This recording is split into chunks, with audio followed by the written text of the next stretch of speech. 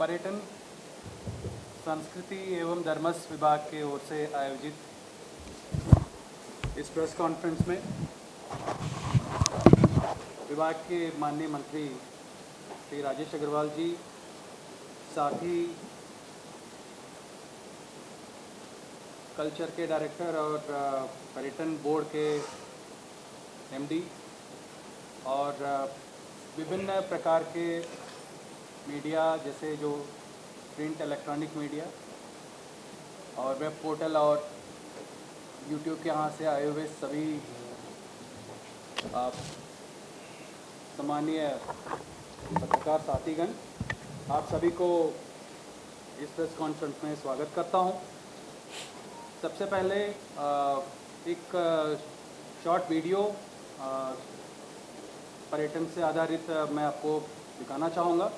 उसके बाद एक संक्षिप्त प्रेजेंटेशन होगा, फिर माननीय मंत्री जी के उद्बोधन, तत्पश्चात आपके यहाँ से कुछ क्वेश्चंस लिया जाएगा, फिर विल रिटायर फॉर लंच। यही जो पूरा कार्यक्रम है। तो सबसे पहले एक संक्षिप्त वीडियो है, वीडियो चालू करें।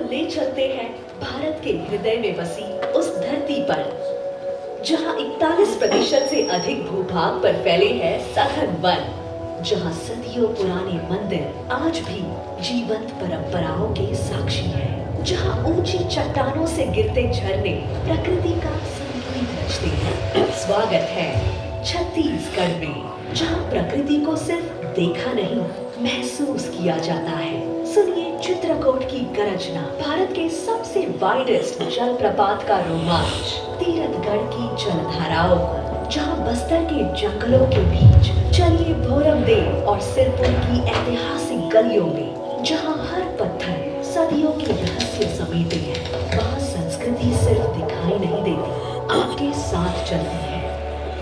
बस्तर दशहरा की जीवंत ऊर्जा, आदिवासी नृत्यों की थिरकती लय और लोक परंपराओं की आत्मीयता हर अनुभव को बना देती है यादगार। और जब दिन ढले तो ठहरिए प्रकृति के और करीब, इको स्टे, लग्जरी रिजॉर्ट्स और जंगलों के बीच बने कैंप्स में।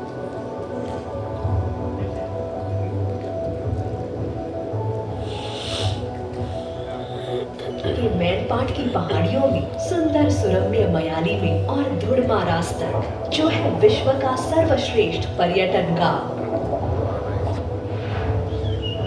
गिरौदपुरी धाम की आध्यात्मिक अनुभूति से बस्तर की मनोहारी खूबसूरती तक, सिर्फ एक पर्यटन स्थल नहीं, एक खोज, एक रोमांच है, एक ऐसी कहानी है जिसे आपको खुद जीना है।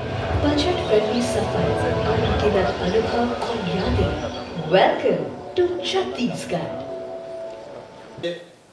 प्रदेश की जनता को छत्तीसगढ़ पर्यटन संस्कृति पुरातत्व के जो पिछले 2.5 वर्षों में किए गए कार्य और आने वाले वर्षों में हमारी प्राथमिकताओं को आपके माध्यम से प्रदेश की जनता के समक्ष साझा करना चाहता हूँ।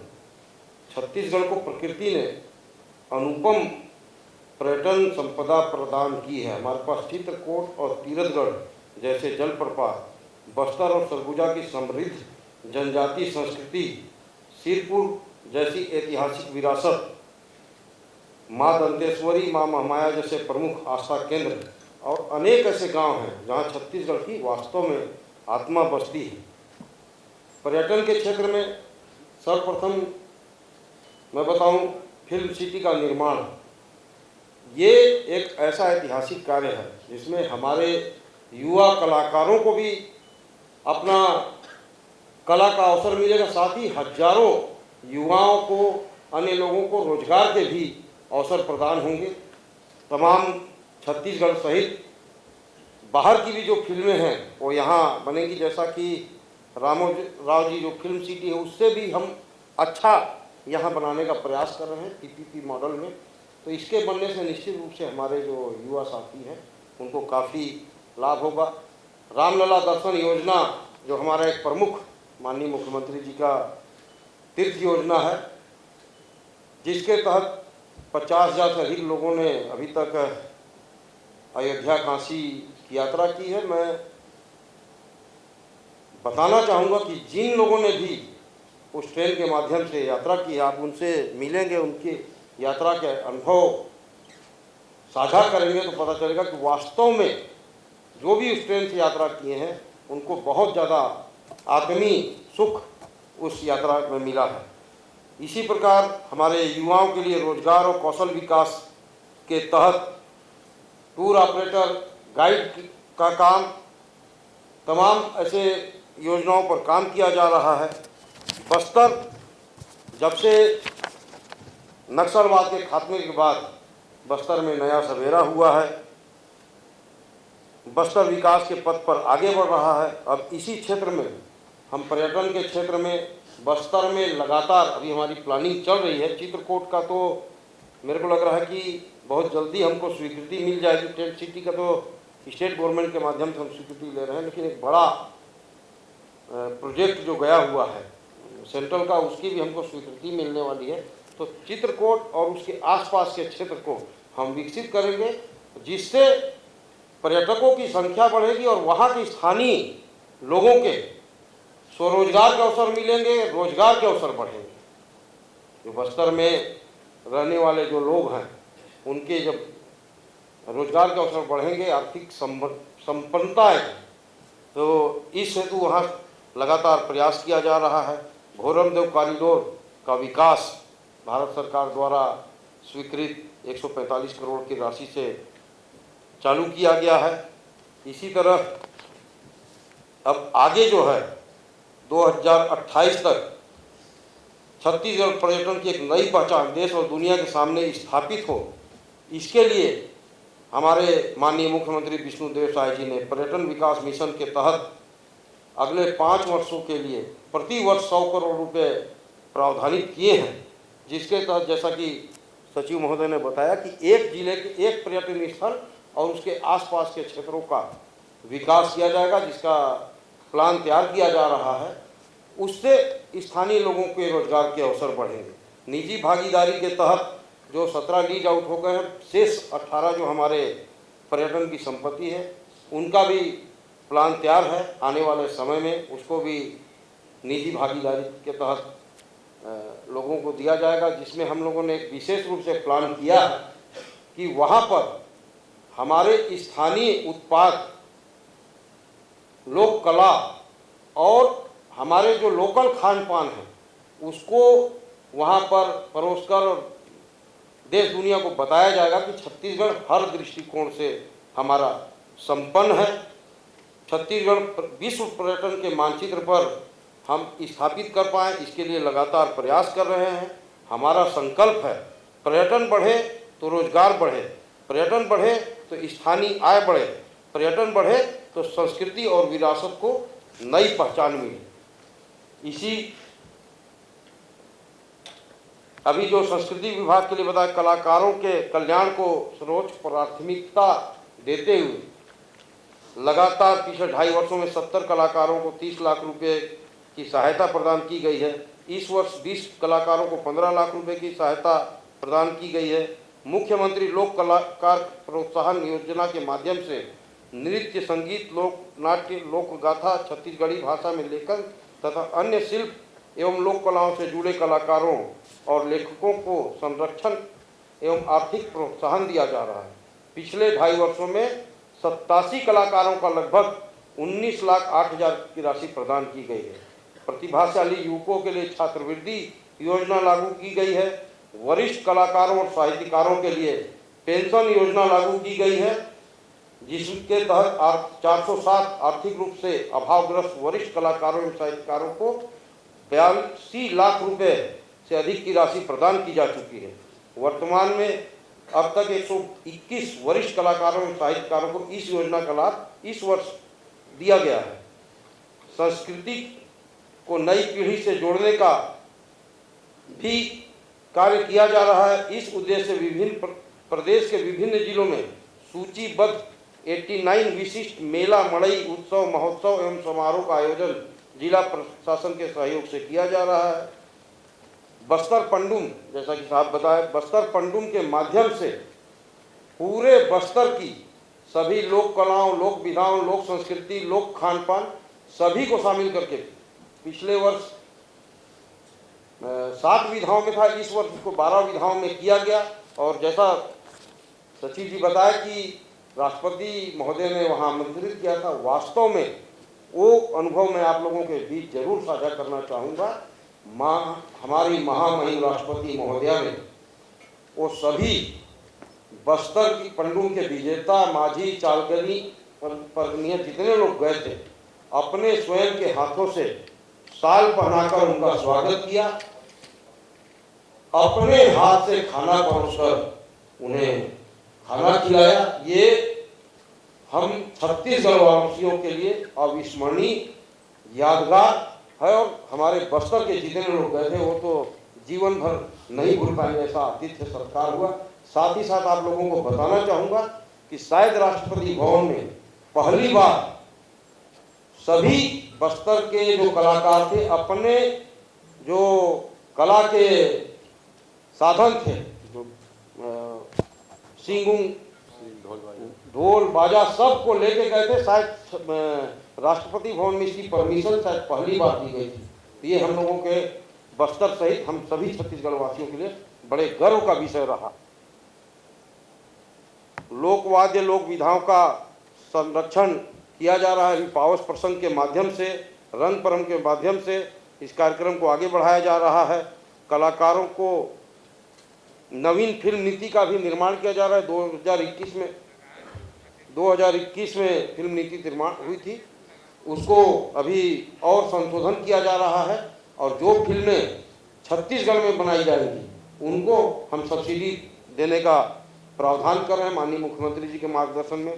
सोमनाथ स्वाभिमान यात्रा के तहत जो लोग भी गए थे उनका भी जो इस यात्रा का अनुभव था, एक अनूठा अनुभव था। बहुत से लोगों से मेरे को मिलने का अवसर मिला, वाकई में काफ़ी अच्छा रहा। भविष्य में भी हम इस टाइप की यात्रा आगे साल में एक आध बार कर सकें, इसका प्रयास किया जा रहा है। अभी हाल में हमारी एक पंडवानी की राष्ट्रीय अंतर्राष्ट्रीय लोक गायिका पद्म भूषण डॉक्टर तीजन बाई जी का निधन हुआ। उनके सम्मान में डॉक्टर तीजन बाई जी के पंडवानी के क्षेत्र में उनके जो अद्वितीय अविस्मरणीय योगदान के लिए राज्य अलंकरण की पुरस्कार की घोषणा की गई है, जो प्रत्येक वर्ष डॉक्टर तीजन बाई के नाम से दिया जाएगा। छत्तीसगढ़ की स्थानीय बोलियों के संरक्षण, संवर्धन, प्रचार प्रसार हेतु आवश्यक कदम उठाए जा रहे हैं। हमारी सरकार का लक्ष्य केवल आयोजन करना नहीं, कलाकार को सम्मान मिले, कलाकार को संरक्षण मिले, परंपराओं को नई पीढ़ी मिले और छत्तीसगढ़ की संस्कृति को राष्ट्रीय पहचान मिले। पहले हमारे कलाकारों को काम भी कम मिलता था और भुगतान के लिए भटकना पड़ता था।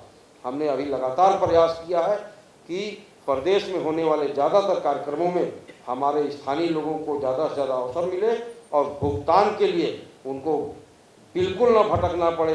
अभी तक जो हमारे पास पिछले 2 वर्षों का, उससे पहले का पेमेंट हमने कर दिया। अभी 2 साल का जो हिसाब है 5.5 करोड़ रुपये देना बाकी था, जिसमें 4 करोड़ रुपया भुगतान किया जा चुका है। मात्र 1.5 करोड़ रुपया शेष है, जो कि बहुत जल्दी भुगतान कर दिया जा रहा है। ऑनलाइन पेमेंट किया जा रहा है। उनको बार बार जो भटकना पड़ता था, कलाकारों की मेन शिकायत रहती थी, उसको दूर करने का हमारा प्रयास चल रहा है। पर्यटन स्थलों में पार्किंग, शौचालय, पेयजल और सुरक्षा जैसी मूलभूत सुविधाओं का भी विस्तार किया जा रहा है पर्यटन के उसमें। इसी प्रकार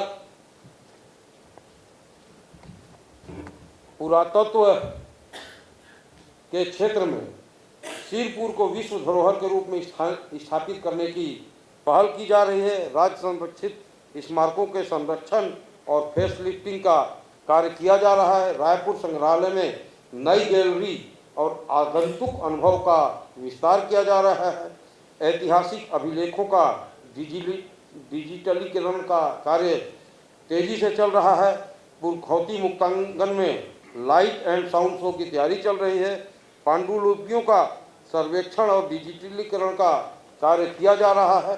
एक रायपुर के नज़दीक रीवा एक गांव है, अभी तक टोटल 11 स्थलों में उत्खनन कराया जा चुका है, जिसमें आरंग तहसील की लखोली के पास रीवा के मृतिकागढ़ में विभाग द्वारा कराए गए पुरातात्विक उत्खनन से 2750 साल पुरानी मानव बसाहट के प्रमाण आए हैं। यहाँ पर हुए 4 सत्रों के उत्खनन में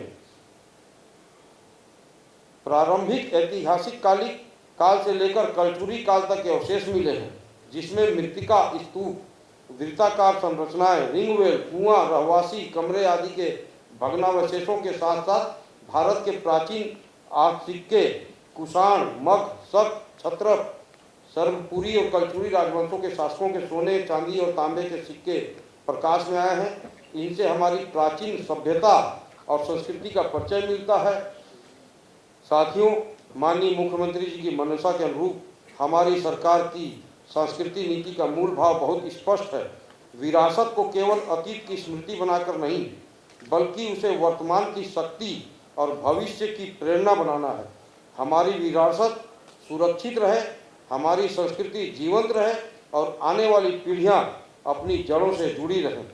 छत्तीसगढ़ के अद्भुत अतुलनीय पर्यटन स्थलों, पुरातात्विक धरोहरों और सांस्कृतिक अस्मिता, परंपराओं, गौरवशाली विरासत के संरक्षण संवर्धन के लिए हमारी सरकार के संकल्प को पूरा करने में आप मीडिया के साथी हमारे सहयोगी बने।